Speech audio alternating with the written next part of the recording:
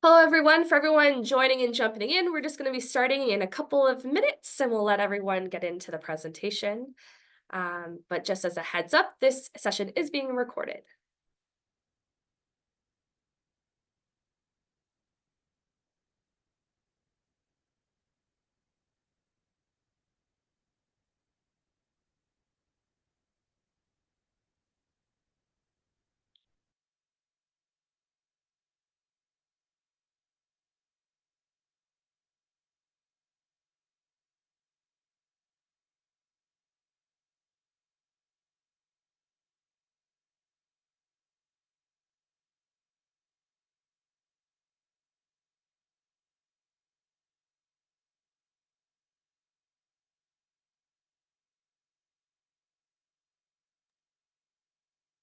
All right, so I know there's a few of you still joining us, but I think we'll get started. Feel free to jump in and out at whatever you see fit.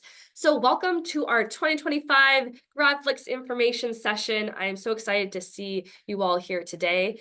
My name is Ashley Ryan. I am one of the graduate and postdoctoral programming specialists over at Graduate Studies and Postdoctoral Affairs. And basically, I've done all my degrees here at Waterloo, and year after year, I told myself, oh, you know what? I should participate in GRADflix. I never did. And to be honest, I completely regret it. So I'm so happy to be sharing this information to hopefully encourage other students to participate, to get a lot out of the experience, such as skill building, meeting other people and networking, being able to have that video that you can share with other people. There's lots of benefits to GRADflix, and we're going to talk about that today, along with how you can participate. But just a few notes to get started here is I want to mention this event is being recorded. So if you have to leave at any time, it's no problem at all because we will be posting the recording on our website and our GSPA YouTube channel. And I'll share that out as well so you can go through it again if you'd like, or you can share it with a colleague of yours who might be interested in participating. If you would like to ask a question during this presentation for myself or Siavash or Paul, who are previous competitors who are here to share their experience today, you can put your questions in the Q&A function, which should be at the bottom of your screen if I am correct. I see a bit of a different screen. You put your Q&A in there, and then we will get to those at the end after Siavash and Paul share their experience. If you would like to use the closed captioning, that should also be an option at the bottom of your screen as well. All right, so we will jump into the next slide here. So I would like to also share a territorial acknowledgement. The University of Waterloo acknowledges that much of our work takes place on the traditional territory of the neutral Anishinaabe and Haudenosaunee peoples. Our main campus is situated on the Haldimand Tract, the land granted to the Six Nations that includes 6 miles on each side of the Grand River.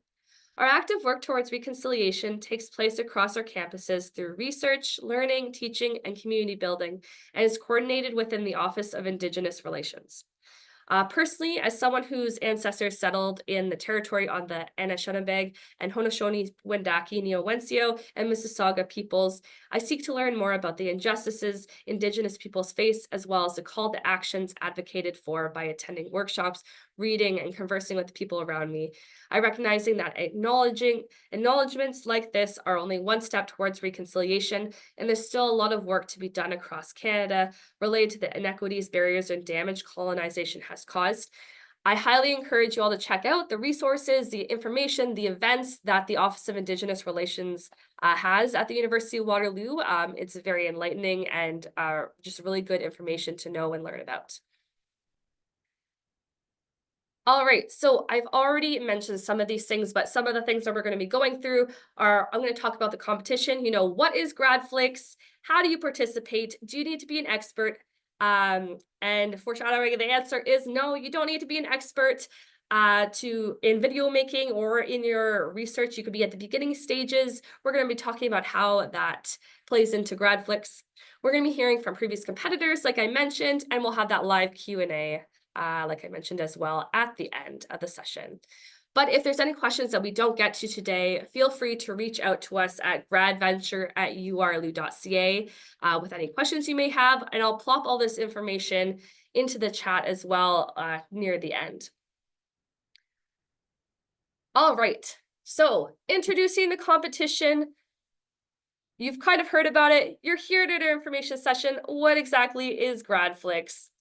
GRADflix was kind of introduced. It is a University of Waterloo started initiative. We started it in 2018. So this is our 7th full run of it with a showcase happening in February.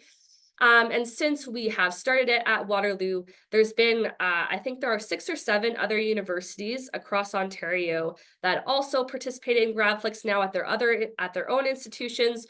We have even had a university that have tried GRADflix in South Africa. So it is an initiative that has been spreading, and I'm really excited to see if it spreads further, because I think it is a great opportunity for the creative outlets and to be sharing your research. So what is it? It is a research communication competition or opportunity for graduate students. And so basically, if you're participating in GRADflix, what you're going to do is submit a 1-minute video, and this could be a moving slideshow. It could be more advanced or more basic. It doesn't have to be anything super, super fancy. The main thing is that it's 1 minute and it has sound involved and there's movement involved. And what it's going to do is describe the research that you are doing in your research-based master's and PhD program. So that's one thing I will clarify here is that unfortunately, if you are in a course-based program in a master's, you are not eligible to participate in GRADflix. But if you're in a research-based program, or if you're a course-based student that you're going into your PhD, for example, and you're thinking of participating when you become that PhD student, this is a great opportunity.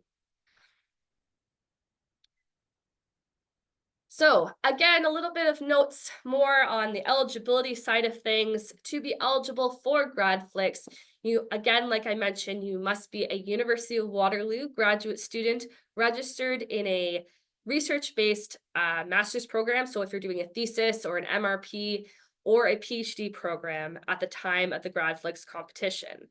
So if you find yourself in a scenario where maybe you only have a term left and you're kind of near the end of your degree, you can still participate as long as you haven't participated in convocation yet.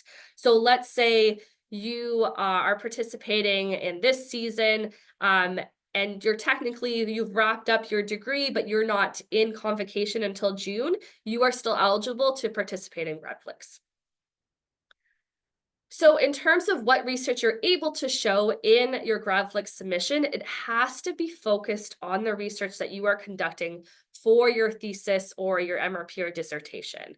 So why we emphasize this here is we sometimes get some questions about, hey, can I submit a video about this paper I did for this class or this other project that I'm working on with a colleague or a supervisor?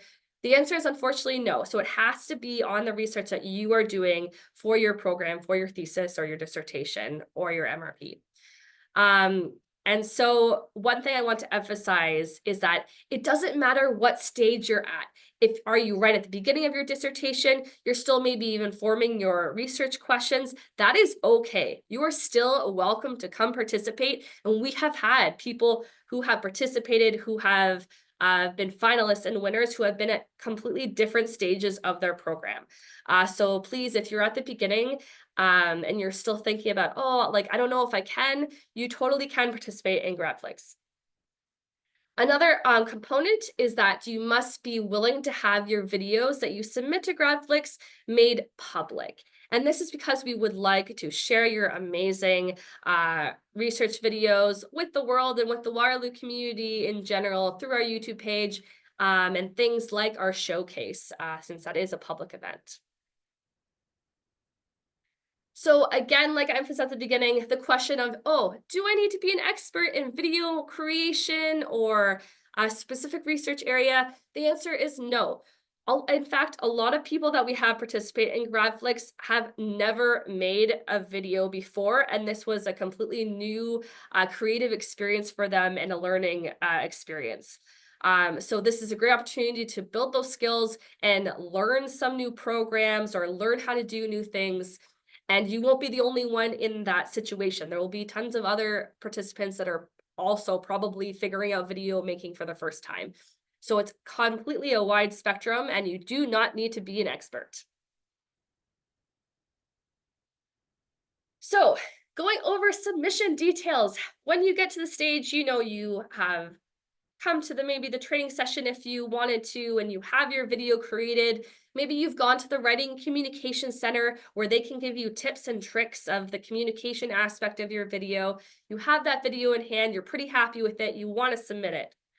What you're going to do, and all this information is available on our website as well, which I will share the link for in the chat. You're going to send us the video. It has to be an MP4 file to gradventure@uwaterloo.ca using the Waterloo's sending system called Sendit. And the reason it has to be an MP4, because I get this question a couple times, is that sometimes we get some other files and they don't work with our computers, and then we have to reach out to you and get it in the MP4. So it's just best if you all just make sure that you submit it in that MP4 file. When you go to submit your video, and you can do this before you submit as well, but you just have to make sure you do both of these components, is that you also have to fill out our GRADflix participant information form.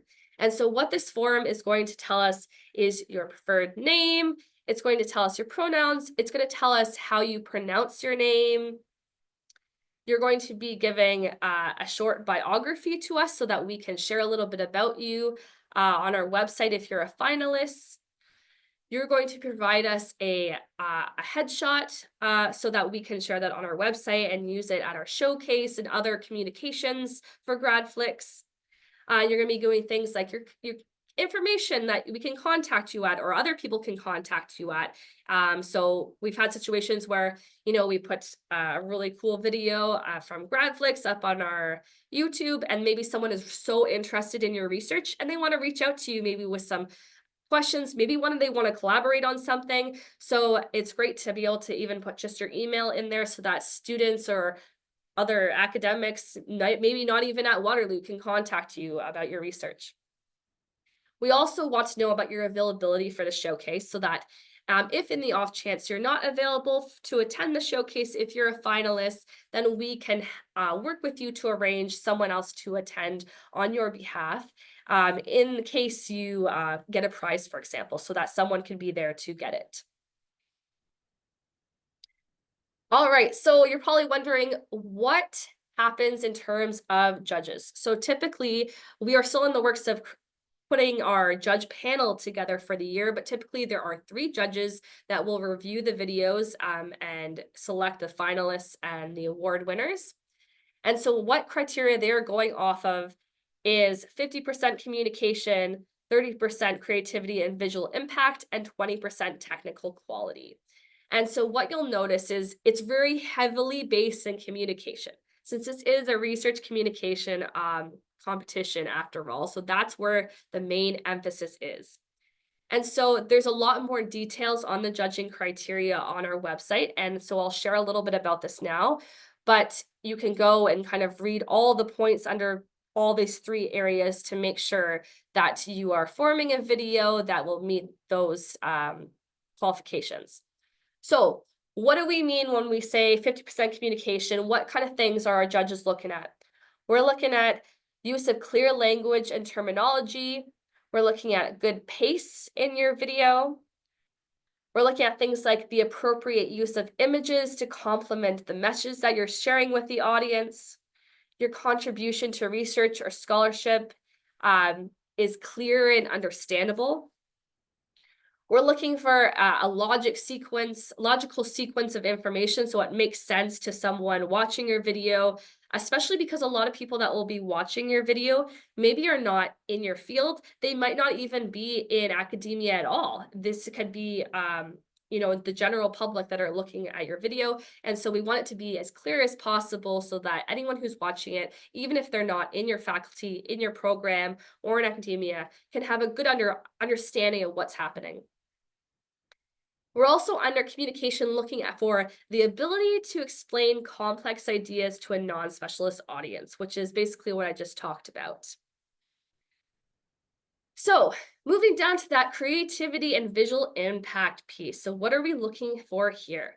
We are looking for your creative use of limited time, and there are a lot of ways to use that 1 minute. I know it's tight, and that's probably what a lot of our previous competitors mention as the hardest part because it is only 60 seconds. It is so short. But this is a time to get so creative. And so we're looking at the different ways that students use that 60 seconds. We're looking at well-designed images and well-designed script that you're speaking in your video. We're looking for your video to be visually appealing and engaging with the audience. Moving down to the technical quality side, this is a 20%. So things that we're looking for are like high quality sound and images. So for example, you want to be making sure if you're recording yourself speaking, you maybe want to be somewhere that you're not going to have a lot of interruption or hearing traffic in the background, unless that is super important for your video, which it might be. So make sure you're somewhere quiet so that you can get as clear audio as possible. Things like the effective use of images and sound. We want to make sure that there are citations and credits where that's required or makes sense to do.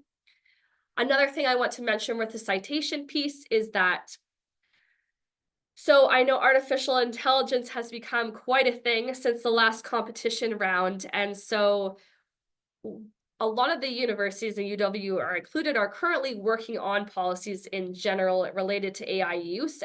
And I know Waterloo in particular is working on a set even specified for graduate students.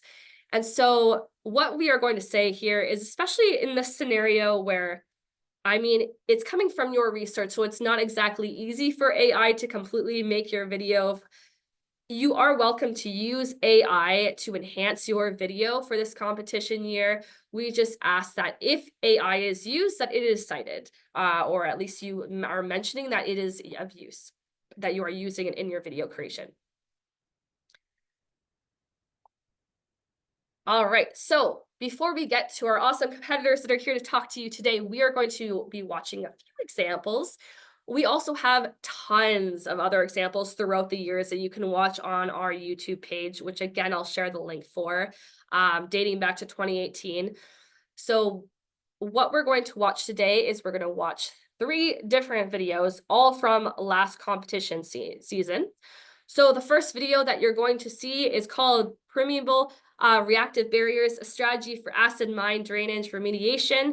And that was our 2024 GRADflix video submission by Paul Shirk. And this was the also first place winner. So we will watch that first. And then you will see a video entitled Investigating the Role of Sensory Reweighting in Motion Sickness Development. And this was from Siavash Azadi, and Siavash was our 3rd place winner from this last competition year. And then you will also see a video called Peatland Wildfires and the Global Carbon Cycle from Emma Wagner, who was our social impact winner, which was an award that was granted last year. And so what you'll notice through these videos is that there are tons of different formats and creative ways that you can make your video. Some people choose to make stop motion animation with drawings. And some people like to make animations using like online software that they find, which you'll learn a little bit about if you're able to come to our training session, which will be recorded as well if you're not able to. Some people record themselves speaking. So again, these are all great examples. And then there's tons of really other great examples on our website and our YouTube page as well. All right, so we will jump into that first one, which was Paul's. And then hopefully you also hear the video as well once it starts playing.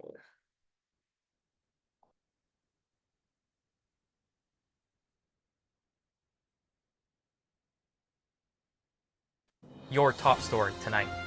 In the heart of Northern Ontario, the South Bay mine site stands as a testament to the enduring legacy of mining. But beneath the surface, a silent threat lurks in the groundwater.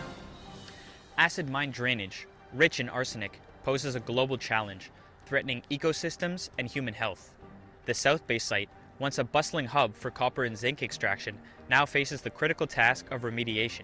Enter the innovative solution of permeable reactive barriers, or PRBs. These in situ barriers are filled with reactive materials to intercept and treat contaminated groundwater. As water flows through the PRB from the left, a series of reactions occur, initiating chemical processes which capture and neutralize contaminants. At the South Bay site, the potential for PRB remediation is immense, and with continued laboratory and field analysis, the site can emerge from its industrial past, reborn as a symbol of environmental resilience and innovation. All right, so that was Paul's, and you'll be able to ask him questions about it as well. But you can see he used kind of a mixed media approach with filming himself and then using some forms of animation. All right.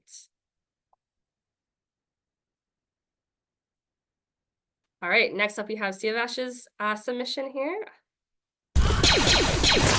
VR can be immersive. Downside? It can make some people feel pretty sick. So why is that? My research asks just that question.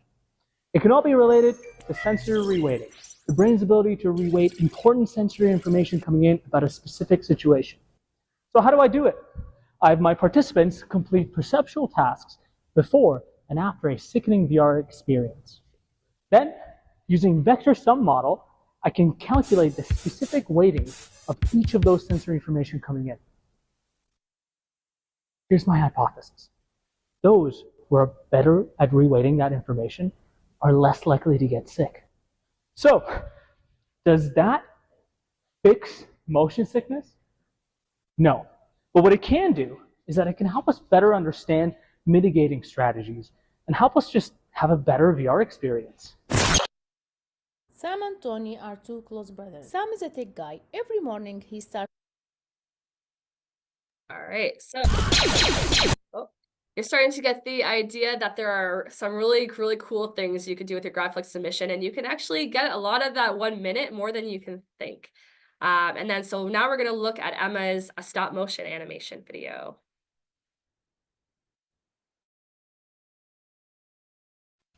Wildfires are happening at an increasing rate, in a positive feedback loop with climate change. It is necessary to determine how these events are impacting the state of the environment in many regards, but specifically how wildfires affect northern peatland carbon storage. Peatlands are recognized as significant sinks of carbon, storing an estimated 30% of the Earth's terrestrial soil carbon stock. However, with disturbances such as fire, this carbon is released. This major release of stored greenhouse gases is a large contributor to climate change, which is a driver for longer, more severe, and more frequent wildfires. Understanding the recovery of peatland function following natural disturbances such as wildfire can be used as a reference following restoration and reclamation. This is of value for ecosystem monitoring in the oil sands region, where many peatlands have been disturbed by infrastructure and reclamation is required. Preservation of these ecosystems is crucial, and understanding their function following disturbance can lead to better preservation measures as well as faster recovery. Roughly 10 million people in the world lose their life to cancer. All right, so those are the 3 examples. So before we get to our competitors, I have a few more other things to note here. So when you participate in GRADflix, and you might be thinking, wow, those are amazing videos. I don't know if I can do it. You totally can. I've met so many people that submitted their GRADflix submission and they told us they surprised themselves completely. There are so many different platforms and different ways, different systems and different advice that you can get online. You can get tips from our training session. And I think you surprise yourself with how fantastic of a video you can create. And you have time to do it too. We don't require your video submission until January. So you have to let us know in November. There's a deadline of November 18th to let us know that you intend on participating in GRADflix, which is not like if you change your mind, you don't have to, but it's just so that we know and so we can forward you some tips and have direct communications with you. But your video is not due till January. So there's definitely time to think about what you want to do and learn about how you want to do it. So One reason that I think you should participate or consider participating is our prizes. So we have 5 prizes that get awarded, and these get awarded at our showcase event. And so what we have is our first place, which gets $750. Second place gets $500. Our third and fourth place get $250 each. And then this year, instead of a People's Choice Award, we are shifting gears to a Finalist Choice Award. So what's going to happen is that all finalists will have the ability to submit one vote at the showcase of which video they would vote for. They can't vote for their own, of course. And then whoever is the finalist choice will get $250 as well. So some important dates to keep in mind. So November 7th, that is that training session I was talking about. It's completely not mandatory for you to come. It's basically in place so that it will help you. We have staff coming from the Writing Communication Center to give some tips and tricks of, communicating in a video format and in such a short period of time. I also can share some information on some software options to help you along with the different styles of video you might be considering. This session will be recorded as well if you want to check it out after or any point during the process. November 18th is that deadline I was mentioning about the register to participate in GRADflix. This is basically just a quick registration form just to let us know that you intend on participating. Again, if you change your mind later or life gets busy and you can't do it, that's totally okay. But this is a deadline to let us know that you're thinking of participating. January 12th is that video submission deadline that I talked about. This is a super hard deadline. There's no extensions on this, and that's just so that it's very fair for all the other competitors. So January 12th is the date that you would have to be sending us your video as well as the participant information form we talked about earlier. And then February 4th is our amazing showcase, which last year we were able to host it at Fed Hall, and this year will be at Fed Hall as well. These pictures are not at Fed Hall, but this year it's going to be at Fed Hall. It's going to be great. There's always snacks. There's some other things like chocolate and candy usually, and there's popcorn. And there's even people who come that are not from the University of Waterloo. You can bring your parents to this. You can bring your cousins. You can bring your friends. It's totally open to everyone that want to come and check out this, all of the different videos that we select from our finalists. So we will be doing 15 finalists again, and they'll have their videos displayed at the showcase, and then we will announce the winners as well. So yeah, it's a fun time. It's a great opportunity to network with other people who participated. So just another reason to participate in GRADflix. So why participate in addition to the prizes and the showcase? This is a great opportunity to learn a new skill. You use using digital narrative to explain a complex idea and develop your elevator pitch, as they say, while doing it. Great opportunity to broaden your communication skills in general in terms of, your research communication skills, teaching how to communicate to non-specialist audience, all that good stuff. Great opportunity to expand your network. So having a video about your research will make it easier to network online. You can add your video to your LinkedIn profile or add a link to it in your resume. In addition to the GRADflix Showcase event, you will be able to network with other students, like I mentioned. You can network with the judges after. Faculty members might be drawn to what you've done in your research and your work. You can gain greater exposure to your research. It's a great way to make your research accessible to people in the general public. It's just an easy to tell format for telling your research story and what you've been up to with your time at Waterloo. Again, those prizes, you can get some cash in that bank account by participating. It's also great to enhance and apply your teaching skills. So many professors use technology in the classroom, and video is one way to integrate technology into your teaching. And so this is a good way to kind of get started on that if you haven't already.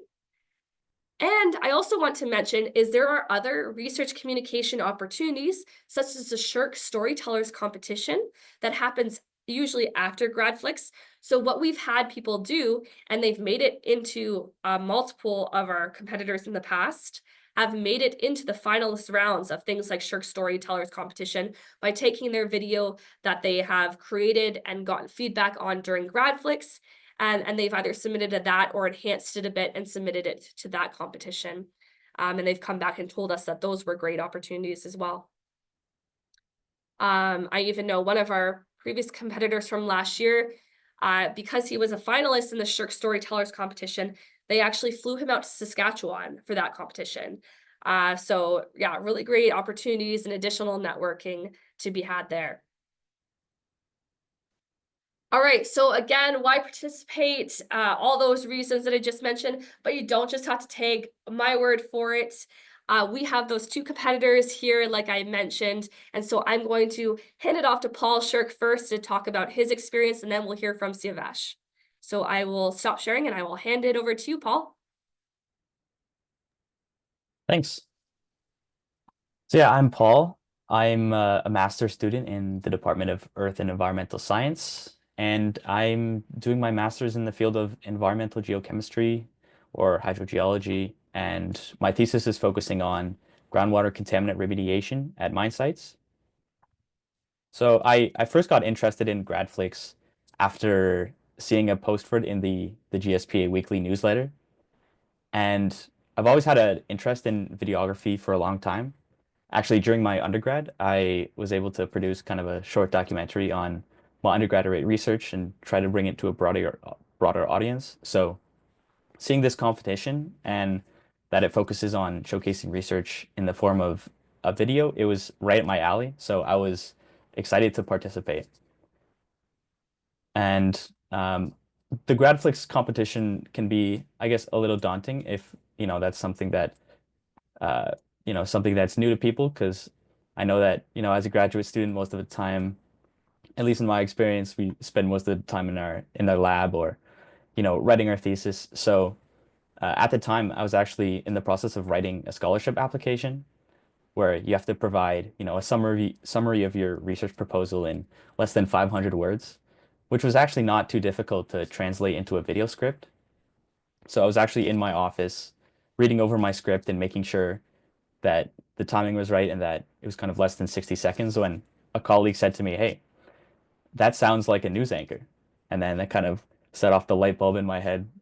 And then I knew exactly kind of the look I was going for my video and filmed and edited all the pieces together. And now the thing about GRADflix is, although, it's an individual submission, I don't think it's a completely individual process. Like I definitely had help from my peers, getting constructive feedback from friends, which definitely helped me smooth out the rough edges and obviously sparked inspiration. Um, I also got help from my supervisors who encouraged me throughout the process, and definitely using internet resources such as, online video tutorials definitely helped with the editing and filming process.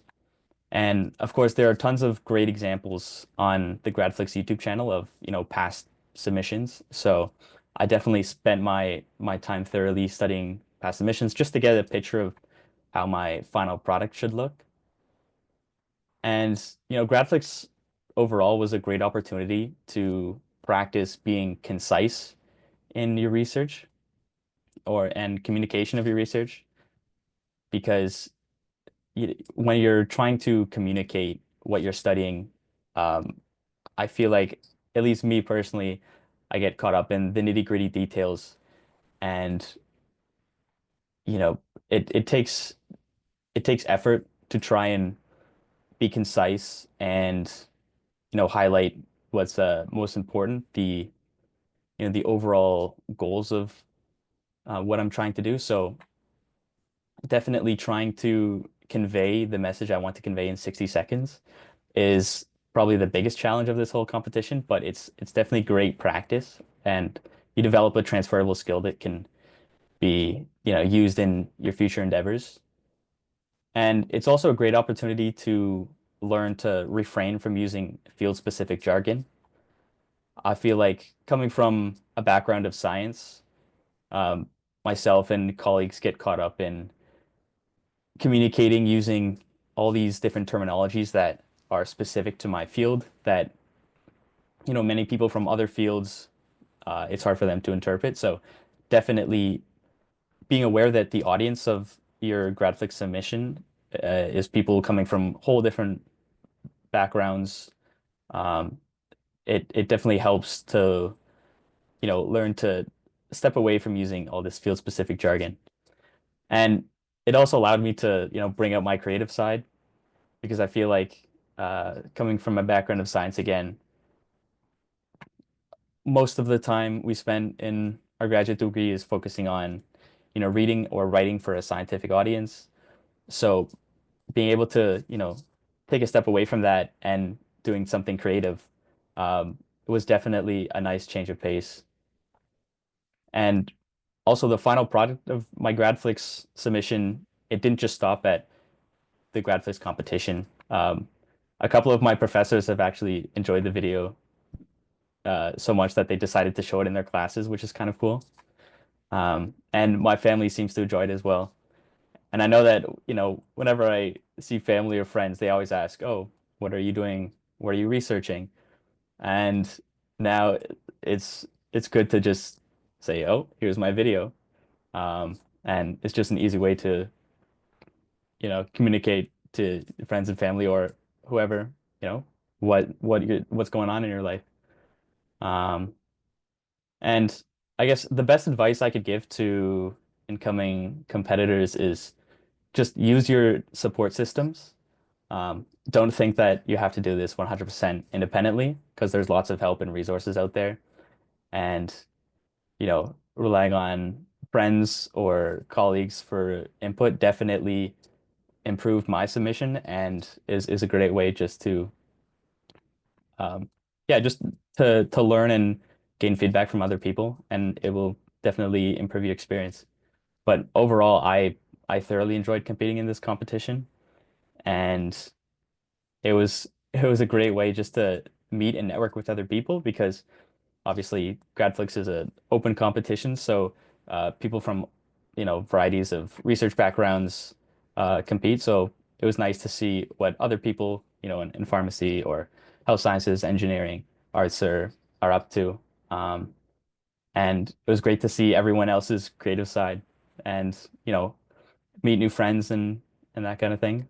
Um, and yeah, overall, I thoroughly enjoyed it, and I hope all the people competing this year or on the fence about competing decide to compete because it's a great opportunity and I loved it. Awesome. Thanks so much, Paul. And if you have some burning questions for Paul, he's going to be sticking around. So put your questions in the Q&A, and then we'll be able to get to the panelist questions after. All right. So I will hand things over to Siavash to talk about his experience. Hi, everyone. My name is Siavash. I'm a PhD candidate in the Faculty of Health, just coming up to the end of my degree. I won't I want to echo everything that Paul said, but I'll just kind of add my experience and my kind of like time with GradFlix. Um, I've actually done GradFlix twice now. The first time I did it was in 2018, the very first year it was being done. I was in my master's at the time, and I got this email about this thing called GradFlix, and it had like one of those little clipboards on it. And I was like, hey, this is something to do with video. And just like Paul, I kind of dabbled in creating videos, and I've had these two passions of like science and video. So I was like, this is perfect for me to kind of mix the two together. Um, so that's the first time I did it. And the second time was last year in my PhD. And I've just kind of been kind of toying with the idea of kind of doing it again. And I had such a good time the first time. So I thought, why not? Let's do it again. Definitely something to do. Definitely worth doing. I've enjoyed doing it both times, obviously. Um, in terms of, I'll tell you two experiences that have come out of this. The first time I did it, I went and the video did well, and I was really impressed by all the feedback I got for it and how much people enjoyed it. And I went to a conference a couple months after, and I had a kind of researcher from a different university kind of see me and go, "Hey, I recognize you from that one video you did." And that's one of those moments where I was like, wow, this is like has a reach way outside of my kind of little community at U Waterloo. So I thought that was a huge networking opportunity for me. And after doing the GRADflix the first time, I submitted it to the NSERC competition. They had a science action competition, which Ashley kind of talked about a little bit. And I became like, I ran for that using the same exact video, and I got runner up. So that meant more money, more kind of people knowing me around the country. And I had a few people reach out, and that's always very nice, getting kind of your research out there in like a nice, concise way, creative way. The second time I did it last year, um, I actually had interviewed for a job a couple months afterwards. And one of the first things the interview panel told me when I sat down was that they congratulated me on my GradFlix win, or the third place. And I was like, oh my God, how do you know about this? And that is the job I have right now. So I work in communications within the Faculty of Health.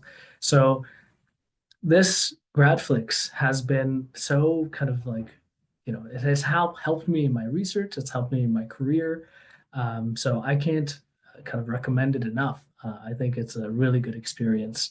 Even if it doesn't, get you famous, it is a really good experience in kind of practicing and getting that elevator pitch down. Because 60 seconds, it is a very hard thing to do, because we're all kind of experts in what we do.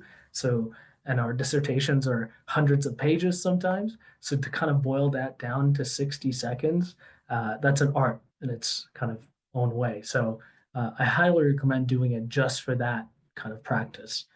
Um, I won't go into more details about anything. I'm happy to answer questions. I just want to kind of talk about the kind of doors it's opened for me, and kind of you never know what it can lead to. So I'll just leave it at that. I'm happy to answer questions. That's amazing. Thanks for sharing. I'm so Yeah. happy to hear that the different experiences are. And then it makes me feel like, man, I really should have participated when I was doing my PhD. So yeah, for those of you who don't be like me, participate or at least consider it stronger or more strongly than I did. Because I hear similar stories from other competitors as well, like the different doors that it's opened and people recognizing them at conferences or different universities, or like the job advertisements and interviews. So yeah, I think it goes wider than a lot of people realize. So I think it's worth the time. So I will just share my screen again for a second.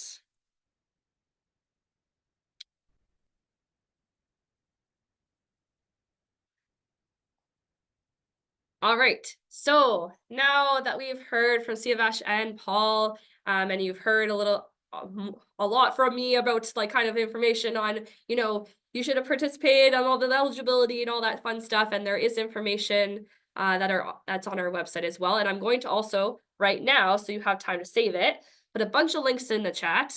So the links that I have in here is a link to our GRADflix webpage, which previews our cool new preview video teaser for GRADflix, so go check that out. I have linked you to our training session registration, which is happening on November 7th.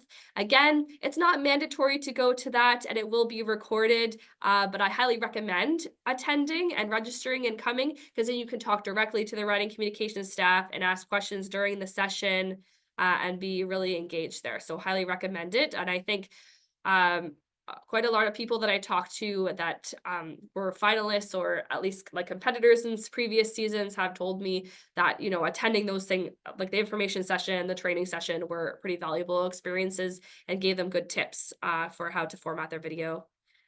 So I also linked you to our YouTube page with all the different GRADflix playlists that you can go find and look through. And the best thing about it being 1 minute per video is that you can check out so many examples in a short period of time. We also have, so it's not GRADflix specific, but the Writing Communications Center has been over the years really involved with GRADflix. And so they offer drop-in sessions for research communication in general, but they they know how GRADflix works. They know the ins and outs of it. They have the tips and tricks of how to format your video in terms of the communication in the script. So highly recommend checking that out and checking out their drop-ins or contacting them or even attending some research communication workshops. And if you also want support from GSPA, I put in our email there and I check that multiple times a day, and our other staff do as well. So gradventure@urlu.ca is the place to go to. If you have a question specifically for me too, feel free to directly email me as well at ailride@urlu.ca. So I'll leave that there so you can copy and paste those links, and we will be jumping into the Q&A portion. So again, that Q&A, it should be at the bottom of your screen. You should be able to type one in for us to check out, and I will open those now and then ask them. So the first question we have is one that I'll have to answer, but we kind of touched on a little bit as well. So is the use of AI allowed? So like I kind of mentioned, the universities are kind of in this discussion period of forming policies around AI in terms of research. I know GRADflix is a bit of a different situation in terms of that, and it's not, being submitted for a course, for example. What we are going by is you are allowed to use AI for your video. We just ask that you reference it in your video so we know that it was used. But yes, AI is allowed to enhance your video if you would like to use it. Another video question that will be mostly for me to answer. Can we have other people in our video if we have their consent? Totally. You could have a whole audience of people like cheering for you if that's part of your video. Yeah, as long as you have their consent and they're okay with participating in your video, then yeah, 100% you can have other people in there. Just make sure that they're okay and are aware that the video will be made public. Are there ways to access technical resources such as microphones and cameras that we have access to on campus for our videos? Great question. I forgot to mention that. Yes. So GSPA, we don't have a ton of it. We do have some equipment that was purchased a few years ago for people to borrow for GRADflix purposes. So I'd have to go check, but we have, I think, one or two different styled filming mics. We have I can't think of the exact terminology for it, but there's like a video holder that holds, even if you're moving around with it, so it doesn't jiggle all over the place, it moves with the camera. Maybe someone else here knows the word for it. We have a lapel Stabilizer. mic. Yes, a stabilizer. We have a lapel mic that you can borrow. So these are kind of borrowed on a first come, first serve basis. And I have to go kind of across campus. I'll get them out of our storage room if anyone needs to use it. We let you borrow it for a certain amount of time, and I'd have to go check on our website what time we have settled on, but so you can't keep it for the whole competition season. So if you're looking to borrow like the lapel mic, just have an idea in your schedule when you would actually be using it, and then we can arrange that with you. I believe there is probably other equipment floating around campus that could be borrowed, but it would be a thing that I think is maybe department or faculty specific. I'm not 100% sure where all these different pieces are across campus, but you may be able to come across it. But yes, GSPA does have some equipment that you could borrow. Can we focus our videos on just one chapter or section of our dissertation? I'm going to say yes. I don't think there's nothing in our rules that would say that you can't, as long as the video is focusing on research that you conducted for your thesis or dissertation or MRP, then I think it's fair game. So yeah, feel free to keep putting in those questions. And then I want to ask our competitors here, if you could talk a little bit about how long it took you to make your video, kind of what that timeline looked like, and maybe if you had like recommendations for tools or software that you used or you saw other people use that you thought were useful, whatever you think. Sure, I could start off. I think the longest part of the process for me was actually writing the script and creating kind of a storyboard of what I wanted to visualize. I started that, I think, near the end of November, early December, and it took me, almost a month to get that solidified. So I guess not leaving that to the last minute is probably a good thing.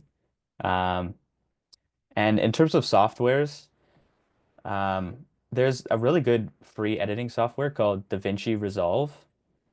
Um, and that's definitely an editing software that I would recommend using if you're not that familiar with editing because it's free. And also Canva has some great tools. I definitely used some Canva templates and such in my video. So those two softwares I think would be really valuable to use because they're also free. I'll echo what Paul said. The writing process is definitely the toughest part, and then just kind of like repeating it out loud. You might think something is about 60 seconds, but the cadence of at which you speak really matters, and it's important, especially on the day of filming. So I would practice saying it over and over and over again until you hit that 60-second mark. In terms of tools, I personally use the Adobe Creative Suite, but not everybody's gonna. It's a paid software, so don't worry about using that if you don't already have it. DaVinci Resolve is a great option. Also, CapCut is free. So a lot of these tools will have free options that you can, film with your phone. You don't need any fancy equipment. CapCut, even it's again free software. You can film with your phone with no mic and then use it to enhance audio to make it seem like it's like a professionally recorded kind of audio. There are so many different tools that you can kind of use that are free, and you don't need anything special. You don't really need anything or any experience with fancy equipment to be able to make a really cool video. So don't let that stop you. Just be creative and really have fun with it. Because if you're having fun, like Paul did a kind of a news thing, I like doing, dumb animations, silly animations. That made me happy. So do what is kind of cool to you, and people will see the joy and the passion you put into it, and that's what makes you do well. Yeah, thanks for those tips. And it's even when I stepped into this role to oversee GRADflix as part of it, I was actually pretty impressed with what you can do with some of the programs that I didn't even think about. Like, if you look at the preview video on our website, that was made completely using PowerPoint and Canva. And so looking at it, I feel like the average person probably wouldn't even think that it was made doing those things. It probably looks a bit fancier, or at least I hope it does because I made it. But yeah, there's actually a lot that you could do with programs that you use probably every day. So highly recommend checking it out. And we talk about those at our training session as well. And so then you can come and get some tips and tricks and some links for that too. So any other questions? Oh, okay. So here's a question here.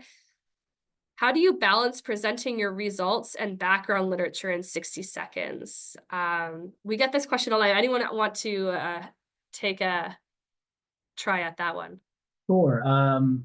It really depends on your research. It's tough. I found that with my stuff, you need to know a lot of background stuff to be able to understand the nitty-gritty. But then again, it comes to this balance of like, what does the audience really need to know in terms of nitty-gritty? Do they need to know what statistical analyses I ran?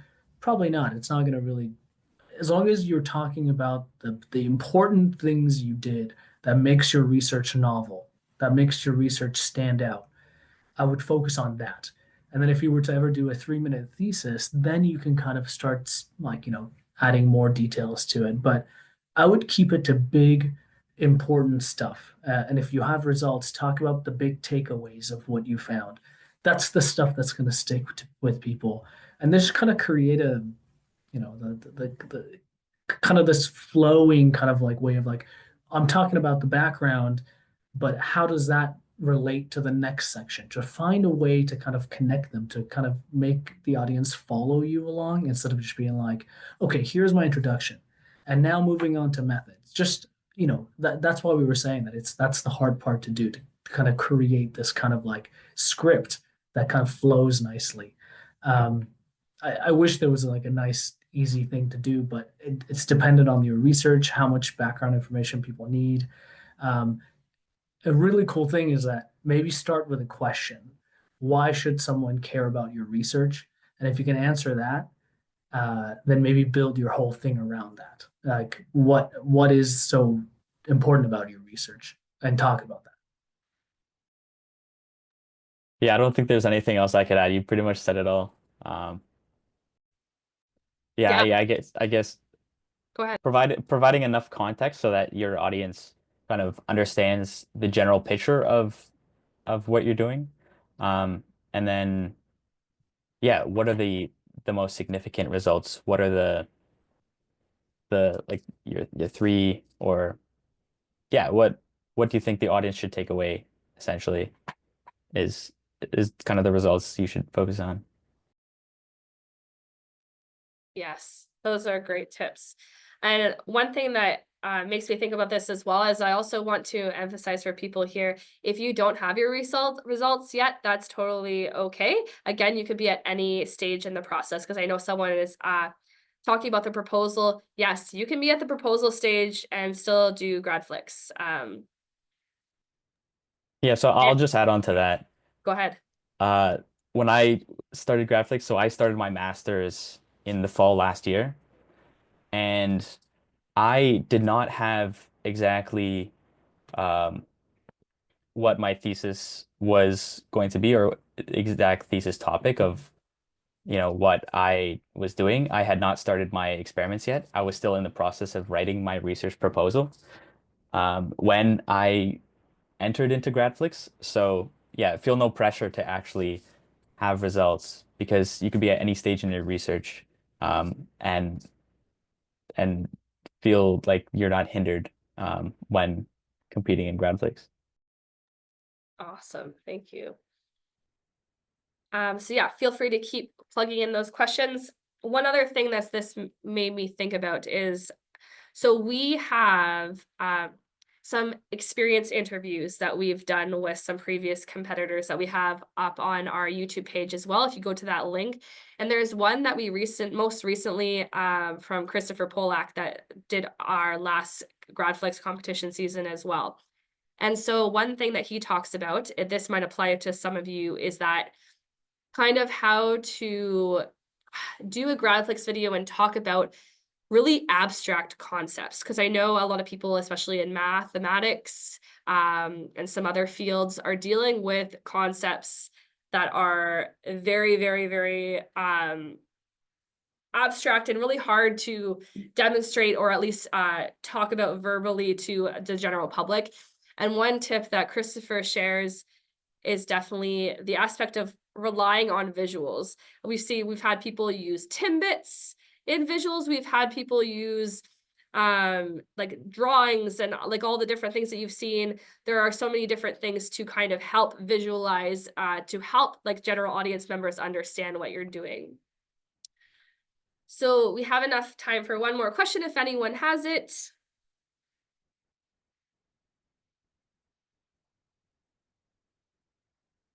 All right, I'm not seeing anything pop in, so I will hop over to our next thing. So again, I want to plug, we have our trading session coming up on November 7th from 1 to 2:30. We will be having, I will be presenting on some different resources that you can use in terms of software and different things and tips and tricks you can do. We also have staff coming from the Writing Communications Center to talk about, tips and tricks and advice for, creating that 1-minute script and communicating it very clearly to the audience. And we have a staff member from the library coming who is a copyright specialist who will be talking about all the logistics and thinking about what you can and can't do in relation to copyright in your video. So again, really recommend coming out to it. If you're not able to make it, we will have it recorded, but I did put the registration link in the chat as well for you.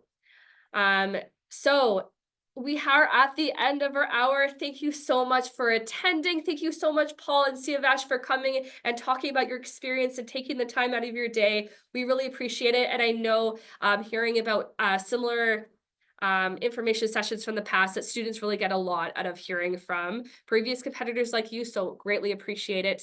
And again, thank you everyone for coming. This will be posted on our website if you want to go back and rehear some of the advice that you heard from today, or if you want to share it with a friend of yours who might be thinking about participating, all that good stuff. It will be put on our website, and I'll send it out through email as well. But have a great day, and hopefully I'll see some of you at that training session. Bye, everyone. Good luck. Yep. Take care.